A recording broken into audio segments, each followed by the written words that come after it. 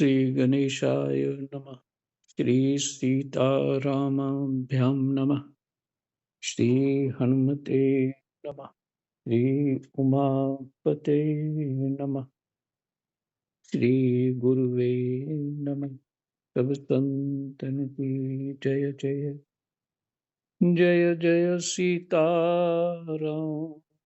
राधे श्याम। हे राम। दशम स्कंद 56वां अध्याय। प्रसंग है स्यमंतक मणि की कथा। जामवती और सत्यभामा के साथ श्री कृष्ण का विवाह।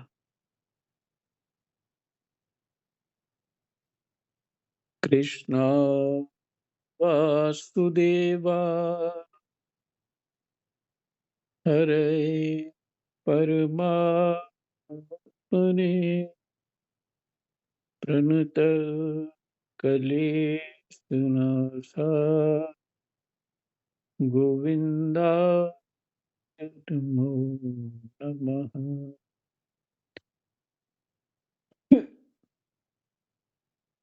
श्री सुखदेव जी कहते हैं, परीक्षित, सत्राजित ने श्री कृष्ण को झूठा कलंक लगाया था। फिर उस अपराध का मार्जन करने के लिए उसने स्वयं स्यमंतक मणि सहित अपनी कन्या सत्यभामा भगवान श्री कृष्ण को सौंप दी। राजा परीक्षित ने पूछा, भगवान, सत्राजित ने भगवान श्री कृष्ण का क्या अपराध किया था? उसे स्यमंतक मणि कहाँ से मिली और उसने अपनी कन्या उन्हें क्यों ब्याह दी? श्री सुखदेव जी ने कहा, परीक्षित, सत्राजित भगवान सूर्य का बहुत बड़ा भक्त था।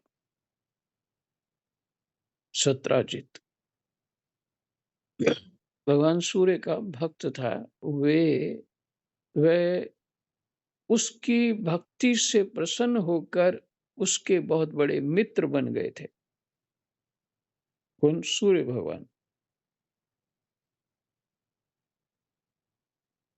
सूर्य भगवान तो वैसे ही मित्राय नमः।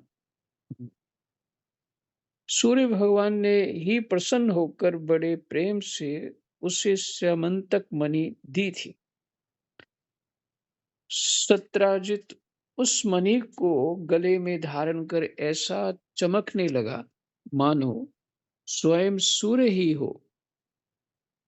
परीक्षित, जब सत्राजित द्वारका में आया तब अत्यंत तेजस्विता के कारण लोग उसे पहचान न सके। दूर से ही उसे देखकर लोगों की आंखें उसके तेज से चुंधिया गईं।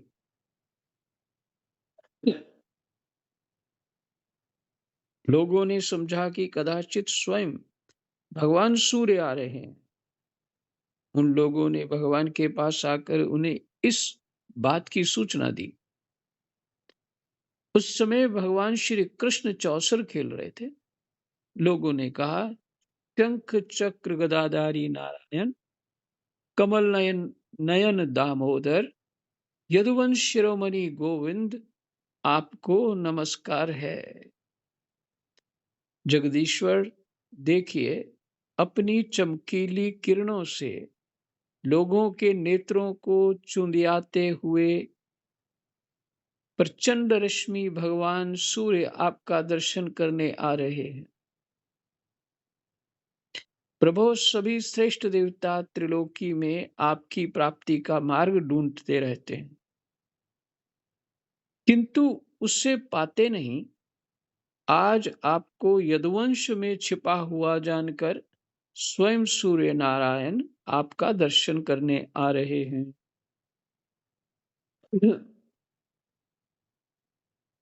श्री सुखदेव जी कहते हैं, परीक्षित, अनजान पुरुषों की ये बात सुनकर कमल नयन भगवान श्री कृष्ण हंसने लगे। उन्होंने कहा, अरे, ये सूर्यदेव नहीं है, ये तो सत्राजित है, जो मणि के कारण इतना चमक रहा। इसके बाद सत्राजित अपने समृद्ध घर में चला गया। घर पर उसके शुभागमन के उपलक्ष्य में मंगल उत्सव मनाया जा रहा था। उसने ब्राह्मणों के द्वारा स्यमंतक मणि को एक देव मंदिर में स्थापित करा दिया। राम परीक्षित वह मणि प्रतिदिन 8 बार 8 बार सोना, प्रतिदिन 8 बार सोना दिया करती थी, और यहाँ वह पूजित होकर रहती थी। वहां दुर्भिक्ष, महामारी, ग्रह पीड़ा, सर्प भय, मानसिक और शारीरिक व्यथा तथा मायावियों का उपद्रव आदि कोई भी अशुभ नहीं होता था। एक बार भगवान श्री कृष्ण ने प्रसंगवश कहा, सत्राजित, तुम अपनी मणि राजा उग्रसेन को दे दो। परंतु वह इतना लोभी था कि भगवान की आज्ञा का उल्लंघन होगा, इसका कुछ भी विचार न करके उसे अस्वीकार कर दिया। एक दिन सत्राजित के भाई प्रसेन ने उस परम प्रकाशमयी मणि को अपने गले में धारण कर लिया, और फिर वह घोड़े पर सवार होकर शिकार खेलने वन में चला गया। वहां एक सिंह ने घोड़े सहित प्रसेन को मार डाला और उस मणि को छीन लिया।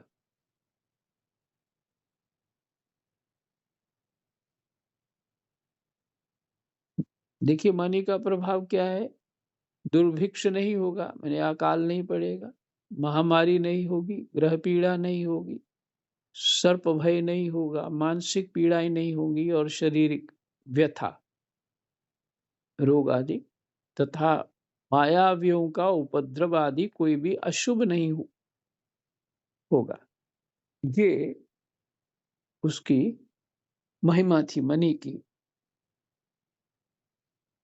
फिर वो गले में पहन के तो इसलिए गया होगा कि मणि के प्रभाव से मैं कहीं भी जा सकता हूँ और मणि का बल मेरे साथ रहेगा। लेकिन फिर भी एक सिंह ने उसको मार दिया, घोड़े को भी और उसको भी।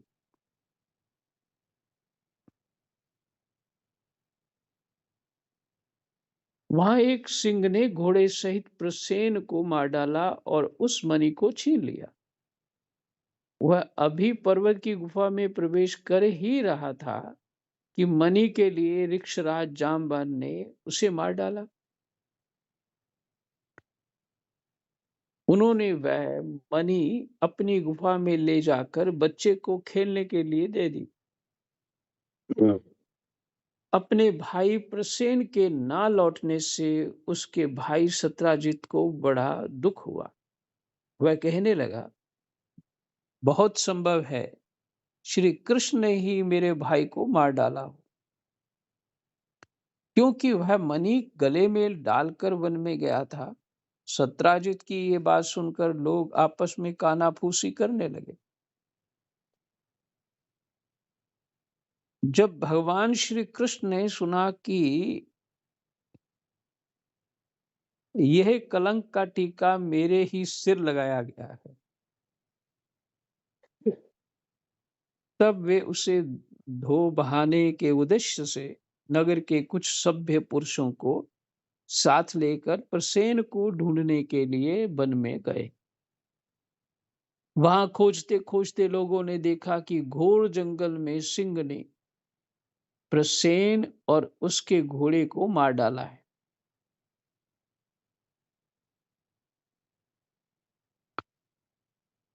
जब वे लोग सिंह के पैरों का चिन्ह देखते हुए आगे बढ़े, तब उन लोगों ने यह भी देखा कि पर्वत पर एक रीछ ने सिंह को भी मार डाला है, क्योंकि उसके पैर भी, रीछ के पैर भी मिले होंगे। भगवान श्री कृष्ण ने सब लोगों को बाहर ही बिठा दिया और अकेले ही घोर अंधकार से भरी हुई ऋक्षराज की भयंकर गुफा में प्रवेश किया। भगवान ने वहां जाकर देखा कि श्रेष्ठ मनुष्य मंतक को बच्चों का खिलौना बना दिया गया है। वे उसे हर लेने की इच्छा से बच्चे के पास जा खड़े हुए। उस गुफा में एक अपरिचित मनुष्य को देखकर बच्चे की धाय भयभीत की भांति चिल्ला उठी। उसकी चिल्लाहट सुनकर परम बली ऋक्षराज जाम्बान क्रोधित होकर वहां दौड़ आए।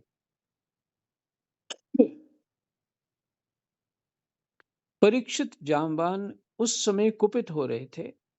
उन्हें भगवान की महिमा, उनके प्रभाव का पता न चला। उन्होंने उन्हें एक साधारण मनुष्य समझ लिया और वे अपने स्वामी भगवान श्री कृष्ण से युद्ध करने लगे। जिस प्रकार मांस के लिए दो बाज आपस में लड़ते हैं, वैसे ही विजयाविलासी भगवान श्री कृष्ण और जाम्बान आपस में घमासान युद्ध करने लगे। पहले तो उन्होंने अस्त्र शस्त्रों का प्रहार किया, फिर शिलाओं का। तत्पश्चात वे वृक्ष उखाड़कर एक दूसरे पर फेंकने लगे। अंत में उनमें बाहु युद्ध होने लगा। परीक्षित वज्र प्रहार के समान कठोर घूसों से आपस में 28 दिन तक बिना विश्राम किए दिन रात लड़ते रहे। आज का मनुष्य 15 मिनट किसी के साथ नहीं कुश्ती कर पाएगा, इस ऐसी लड़ाई। वो 28 दिन, पूरा महीना ही फरवरी का लड़ते रहे।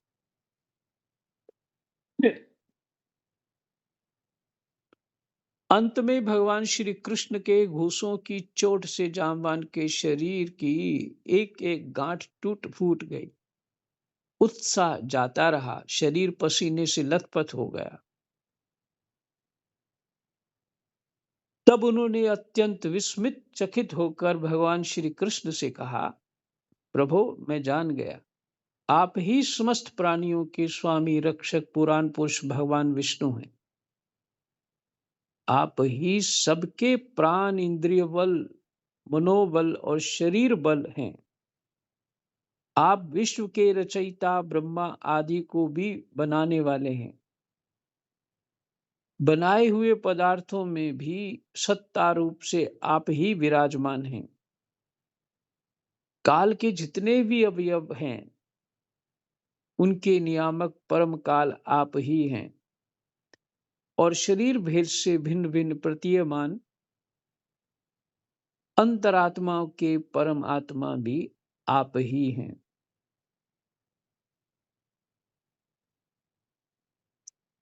शरीर भेद से भिन्न भिन्न प्रतीयमान, जो अलग अलग शरीर दिख रहे हैं, जड़ और चेतन अलग अलग शरीर हैं, वे भी आप ही हैं। प्रभु, मुझे स्मरण है, आपने अपने नेत्रों से में तनिक सा क्रोध का भाव लेकर तिरछी दृष्टि से समुद्र की ओर देखा था। उस समय समुद्र के अंदर रहने वाले बड़े बड़े नाक मैंने घड़ियाल, वही घड़ियाल, मगरमच्छ, घड़ियाल, घड़ियाल मगरमच्छ नहीं होते, कुछ और ही है। और मगरमच्छ क्षुब्ध हो गए थे और समुद्र ने आपको मार्ग दे दिया था। तब आपने उस पर सेतु बांधकर सुंदर यश की स्थापना की थी तथा लंका का विध्वंस किया। आपके वानों से कट कट कर राक्षसों के सिर पृथ्वी पर लौट रहे थे। अवश्य ही आप मेरे वे ही राम जी श्री कृष्ण के रूप में आए हैं। परीक्षित, जब ऋक्षराज जाम्बान ने भगवान को पहचान लिया, तब कमल नयन श्री कृष्ण ने अपने परम कल्याणकारी शीतल कर कमल को उनके शरीर पर फेर दिया और फिर अहेतु की कृपा से भरकर प्रेम गंभीर वाणी से अपने भक्त जामवान जी से कहा,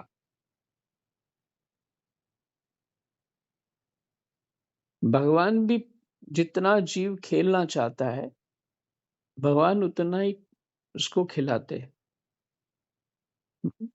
और जब हताश हो जाता है तभी वो भगवान की शरण में जाता है। भगवान फिर शरण के बाद जैसा वो व्यवहार करते हैं, भगवान वो भगवान करते हैं। तो जीव तो पहले खुद नाचता है, ये कर लूंगा, वो ऐसा कर लूंगा, वैसा कर लूंगा, ये इत्यादि बहुत कुछ सोचता है।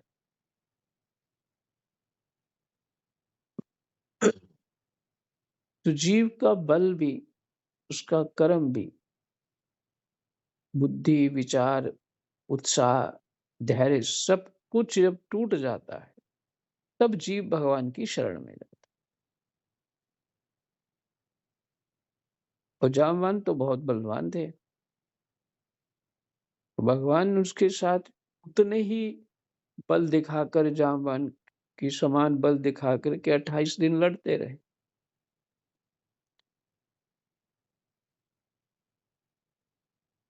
भगवान तो जानते थे ना क्या करना है मुझे।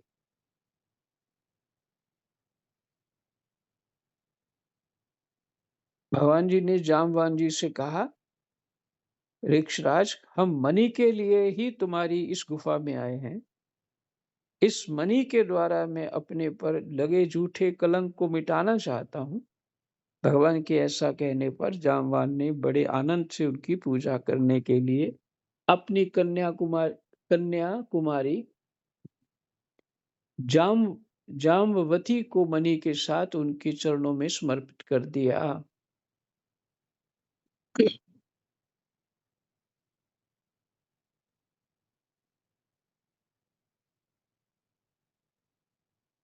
तो जामवान को ये सब पता था मुझे क्या करना है, तो उन्होंने पहले से ही निश्चित किया हुआ था। और भगवान ने उस सत ये सतयुग में ही, सतयुग के अंतिम चरण में राम रावण युद्ध हुआ था, तो ये आशीर्वाद दिया था। जामवान को सब याद था, तो उन्होंने भगवान को मणि भी दी और कन्या भी दी। भगवान श्री कृष्ण जिन लोगों को गुफा के बाहर छोड़ गए थे, उन्होंने 12 दिन तक उनकी प्रतीक्षा की।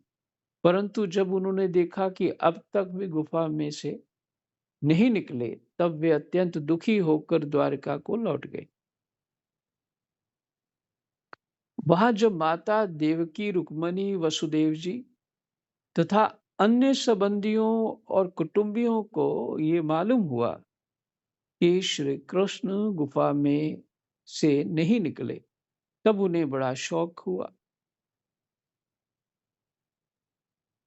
बड़ा शोक हुआ। सभी द्वारकावासी अत्यंत दुखित होकर सत्राजित को भला बुरा कहने लगे और भगवान श्री कृष्ण की प्राप्ति के लिए महामाया दुर्गा देवी की शरण में गए। उनकी उपासना करने लगे। उनकी उपासना से दुर्गा देवी प्रसन्न हुई और उन्होंने आशीर्वाद दिया।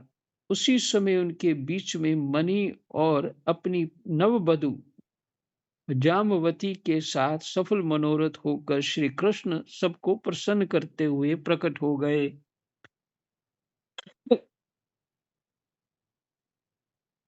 सभी द्वारकावासी भगवान श्री कृष्ण को पत्नी के साथ और गले में मणि धारण किए हुए देखकर परमानंद में मगन हो गए, मानो कोई मरकर लौट आया हो। तदनंतर भगवान ने सत्राजित को राजसभा में महाराज उग्रसेन के पास बुलवाया और जिस प्रकार मणि प्राप्त हुई थी, वह सब कथा सुनाकर उन्होंने वह मणि सत्राजित को सौंप दी। सत्राजित अत्यंत लज्जित हो गया। मणि तो उसने ले ली, परंतु उसका मुंह नीचे की ओर लटक गया। अपने अपराध पर उसे बड़ा पश्चाताप हो रहा था। किसी प्रकार वह अपने घर पहुंचा। उसके मन की आंखों के सामने निरंतर अपना अपराध नाचता रहता। बलवान के साथ विरोध करने के कारण वह भयभीत भी हो गया था। अब वह यही सोचता रहता कि मैं अपने अपराध का मार्जन कैसे करूं।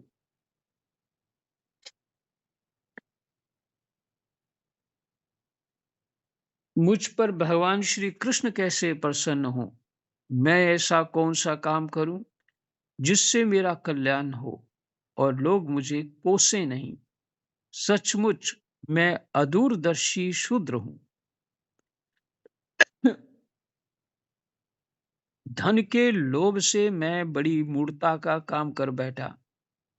अब मैं रमणियों में रत्न के समान अपनी कन्या सत्यभामा और वह स्यमंतक मणि दोनों ही श्री कृष्ण को दे दूं। यह उपाय बहुत अच्छा है। इसी से मेरे अपराध का मार्जन हो सकता है और कोई उपाय नहीं है। सत्राजित ने अपनी विवेक बुद्धि से ऐसा निश्चय करके स्वयं ही इसके लिए उद्योग किया और अपनी कन्या तथा स्यमंतक मणि दोनों ही ले दोनों ही ले जाकर श्री कृष्ण को अर्पण कर दी। सत्यभामा शील स्वभाव सुंदरता उदारता और आदि सद्गुणों से संपन्न थी। बहुत से लोग चाहते थे कि सत्यभामा हमें मिले और उन लोगों ने उन्हें मांगा भी था, परंतु अब भगवान श्री कृष्ण ने विधि पूर्वक उनका पानी ग्रहण किया। परीक्षित, भगवान श्री कृष्ण ने सत्राजित से कहा, हम स्यमंतक मणि ना लेंगे। आप सूर्य भगवान के भक्त हैं, इसलिए वह आपके ही पास रहे। हम तो केवल उसके फल के अर्थात उससे निकले हुए सोने के अधिकारी हैं। वही आप हमें दे दिया करें। हम्म।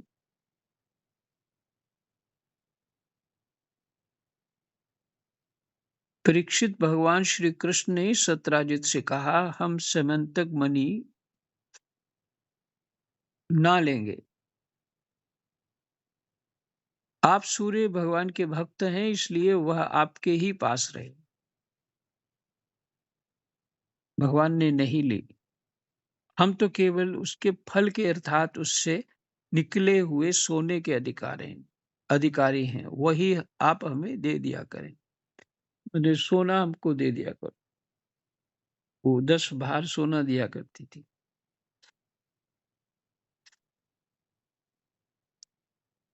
यहीं पे जो है 56वां अध्याय विश्राम हो गया।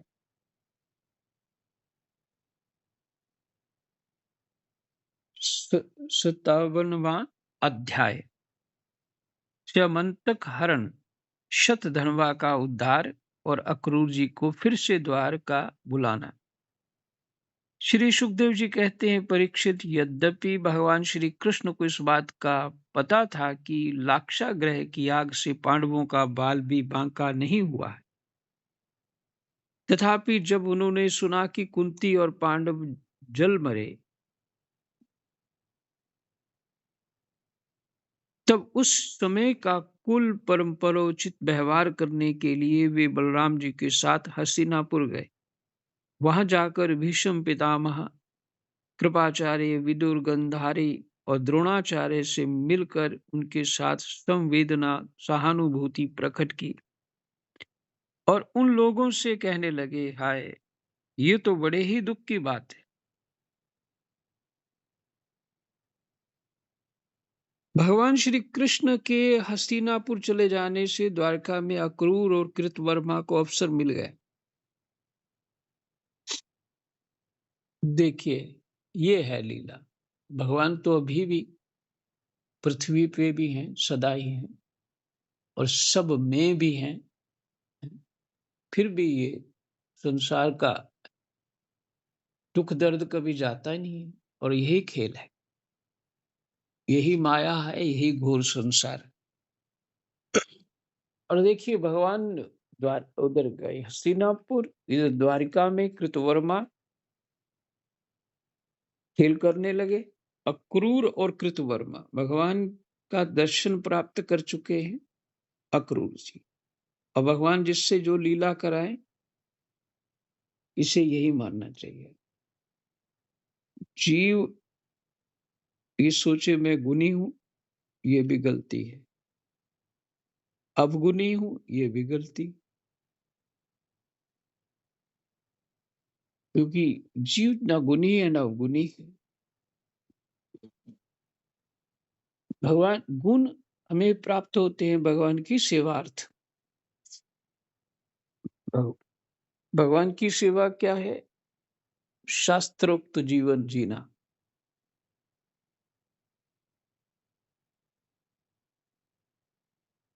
तो भगवान श्री कृष्ण के हस्तिनापुर चले जाने से द्वारका में अक्रूर और कृतवर्मा को अवसर मिल गया। उन लोगों ने शतधन्वा से आकर कहा, तुम सत्राजित से मणि क्यों नहीं छीन लेते?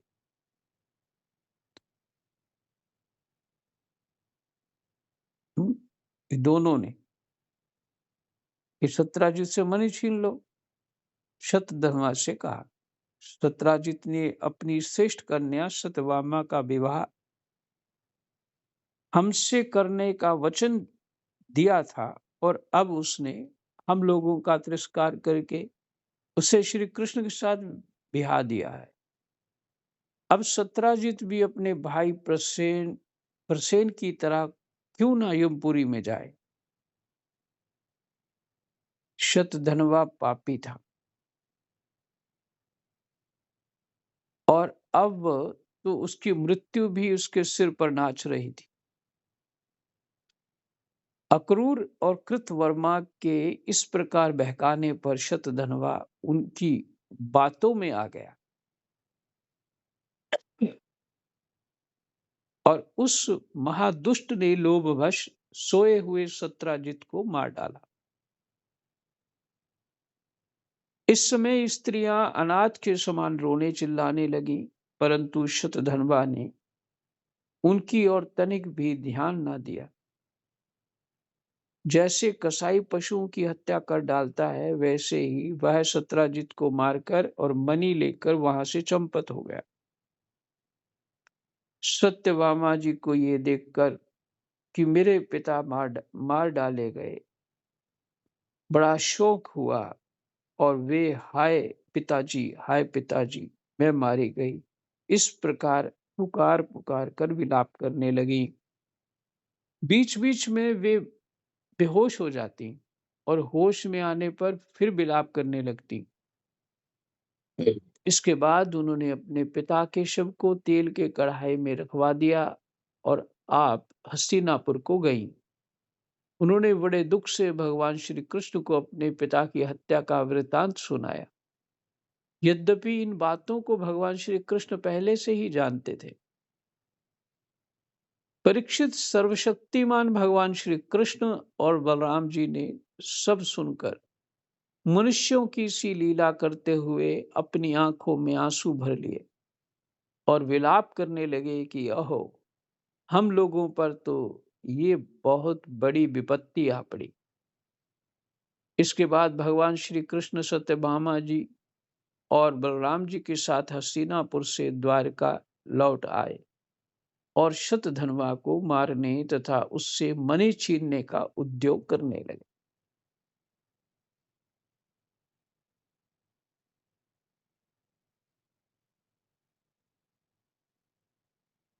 जब शतधन्वा को ये मालूम हुआ कि भगवान श्री कृष्ण मुझे मारने का उद्योग माने प्रयास कर रहे हैं, तब वह बहुत डर गया और अपने प्राण बचाने के लिए उसने कृतवर्मा से सहायता मांगी। तब कृतवर्मा ने कहा भगवान श्री कृष्ण और बलराम जी सर्वशक्तिमान ईश्वर हैं, मैं उनका सामना नहीं कर सकता। भला ऐसा कौन है जो उनके साथ वैर बांधकर इस लोक और परलोक में सकुशल रह सके? तो देखिए, ये सब तो जानते हैं, भगवान तो सब जानते हैं, फिर भी इन्होंने ऐसा कर्म कांड कर दिया। और फिर देखिए, यही माया है ना? जीव को चित्त को घुमाने वाली, उसके गुण दोष बढ़ाने वाली माया है।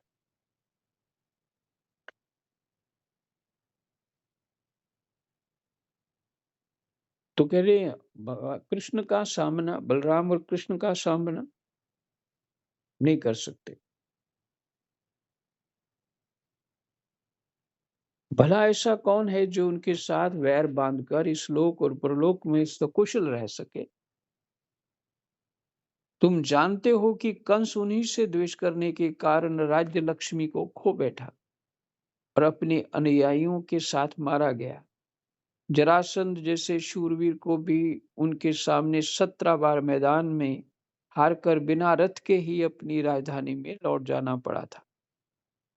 जब कृतवर्मा ने उसे इस प्रकार टका सा जवाब दे दिया, तब शतधनवा ने सहायता के लिए अक्रूर जी से प्रार्थना की। उन्होंने कहा, भाई ऐसा कौन है जो सर्वशक्तिमान भगवान बल पौरुष सर्वशक्तिमान भगवान का बल पौरुष जानकर भी उनसे वैर विरोध ठाने, जो भगवान खेल खेल में ही इस विश्व की रचना, रक्षा और संहार करते हैं, तथा जो कब क्या करना चाहते हैं, इस बात को माया से मोहित ब्रह्मा आदि विश्व विधाता भी नहीं समझ पाते, जिन्होंने 7 वर्ष की अवस्था में, जब वे निरे बालक थे, एक हाथ से गिरिराज गोवर्धन को उखाड़ लिया, और जैसे नन्हे नन्हे बच्चे बरसाती छत्ते को उखाड़कर हाथ में रख लेते हैं, वैसे ही खेल खेल में 7 दिनों तक उसे उठाए रखा। मैं तो उन भगवान श्री कृष्ण को नमस्कार करता हूँ। उनके कर्म अद्भुत हैं। वे अनंत अनादि एक रस और आत्म स्वरूप हैं। मैं उन्हें नमस्कार करता हूँ। जब इस प्रकार अक्रूर जी ने भी उसे कोरा जवाब दे दिया, तब शतधनवा ने स्यमंतक मणि उन्हीं के पास रख दी, और आप 400 कोस लगातार चलने वाले घोड़े पर सवार होकर वहां से बड़ी फुर्ती से भागा। चलो आज उसको भागने दो, कल पकड़ेंगे सवेरे भगवान। कृष्णाय वासुदेवा हरे परमात्मने प्रणतः क्लेशनाशाय गोविन्दाय नमो नमः। जय जय सीताराम। राधे कृष्ण।